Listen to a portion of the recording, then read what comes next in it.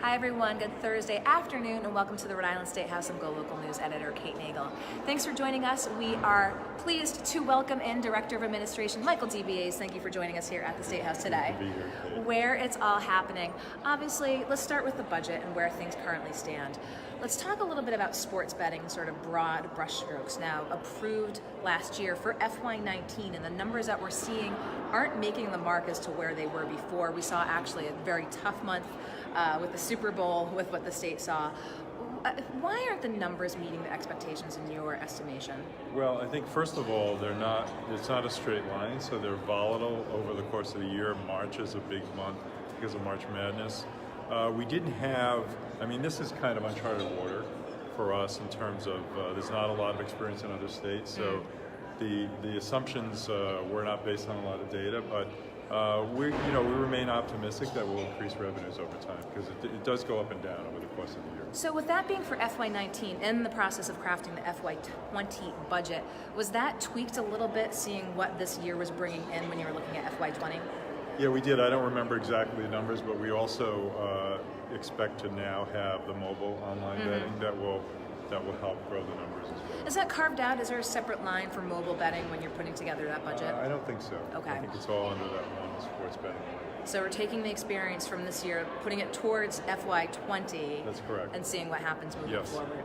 And then mobile sports betting, what do we anticipate it adding to that bottom line of just sports betting in general? Well, I think in the current year we were looking at $12 million. I think we have growth projected for next year overall because of the online betting. But lottery revenues in general, which this is included in, are up. So we're doing well in the larger category. And let's talk a little bit about marijuana and the governor putting it in her budget for the legalization. Now let's talk about how those numbers came to be in terms of looking at, clearly Rhode Island has a medical marijuana program in place already. Was it looking at Massachusetts? Was it looking at the landscape here in Rhode Island of potential users? How did that budget number come up for what the state might take for marijuana? Yeah, I think somewhat unlike sports betting, we actually have better data and experience for marijuana. And we base it on 9 compassion centers. We have 3 now. I think the estimate is $6 million for next year. So we feel fairly comfortable with those numbers on marijuana.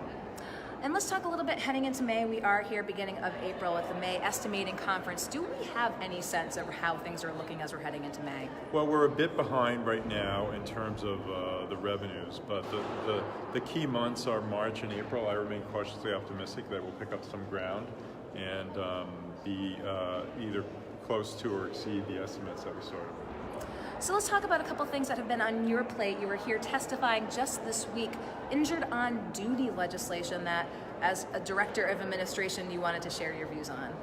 Yeah, I think we've been fighting hard to support the governor's legislation to bring changes to a statute that actually doesn't work.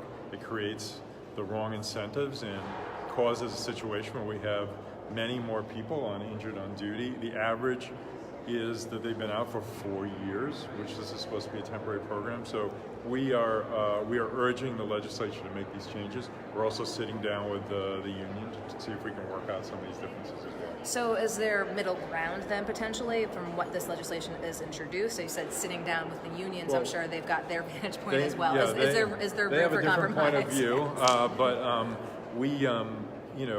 we think what we put on the table makes sense. But if we're willing to listen. If there's changes, if the bill can still work and we can make some changes, we'll do that. Let's talk a little bit as well about the Efficiency Commission. Now, I believe potentially $10 million identified in efficiencies. Tell us a little bit about this commission, what things were looked at in state government, and what's been identified. The governor I have the privilege of chairing that commission. It's sort of a short-lived group that's going to meet. We have people from different, public members from different points of view and different expertise. And we're going to have a 3rd meeting on Monday, and we'll finish up by April, and we'll come up with a bunch of recommendations. We're confident that we'll hit the savings mark. Half of those recommendations will relate to real estate.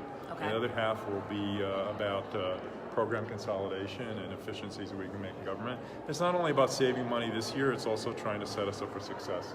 So real estate, can you drill down a little bit more as to what that entails? Yeah, so we have not, as a state, had a strategy about how we occupy buildings, how we buy and sell and lease. I can't say that we've often done the right thing, but it hasn't always been with a plan. So we want to get after, are there buildings we should sell? Are there places where, we know there's places where we don't have as many people in the building as we should. We have too many files if you walk around. So there's a lot of things we think that we can do to save some money and actually make a better workplace. We're spending too much money on our space, but also not providing good space for our employees. So you said real estate, and what was the other low-hanging fruit? I don't know if any of it's low-hanging, but it's basically looking at programs. Where do we have duplication? Where can we streamline things? Where can we consolidate administrative functions? That sort of thing. So let's talk about a couple of the other elements of the budget that the governor and the administration are pushing for. Let's talk about universal pre-K. Education, it's interesting. We have some at the very, very beginning and towards the end with the Rhode Island College Promise program. But let's talk about that proposal for universal pre-K.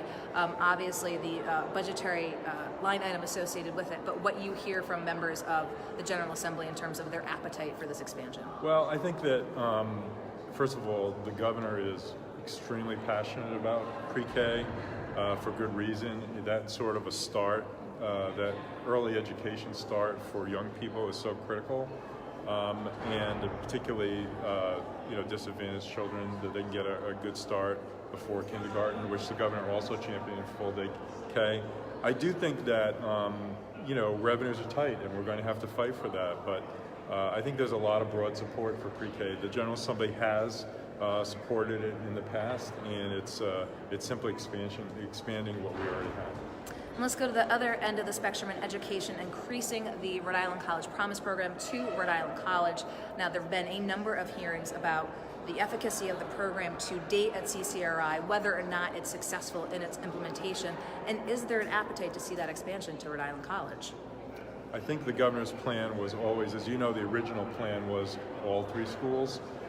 We started with CCRI. I think it's been enormously successful in terms of graduation rates, the number of students being served, and now it's time to bring it to Rhode Island College.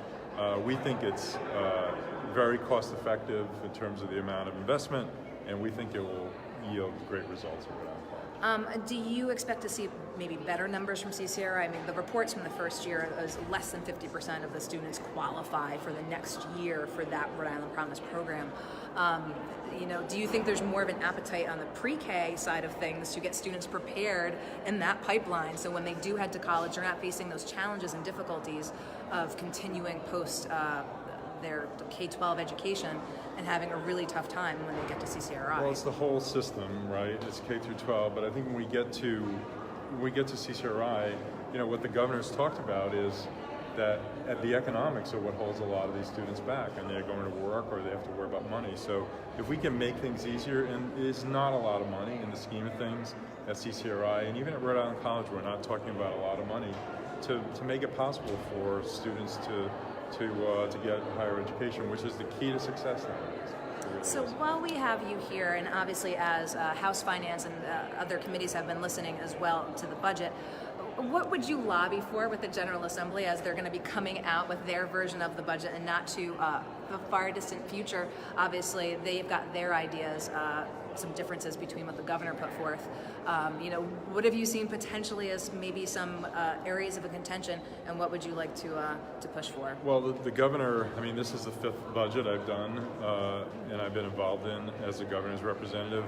She's been very clear with us every single year that she wants to protect services to the most vulnerable. She wants to invest in education and job training and economic development, and she wants to eliminate broad-based taxes. So I think that here, I think the big area of contention will likely be those investments, and I think the governor is very strong that we have to continue to invest. We have to continue to invest in the things that strengthen us and strengthen the economy, like education, like job training, like economic development. let's talk about taking beach fees off the table. Were you surprised with the reaction to that?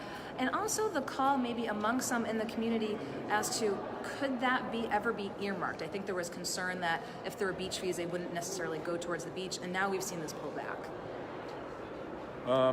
Well, I mean, there was opposition to that. I think the governor responded to that. I think we put in more taxpayer money into our parks and beaches than actually we generate through the user fees. So this was a move toward having users support more of that.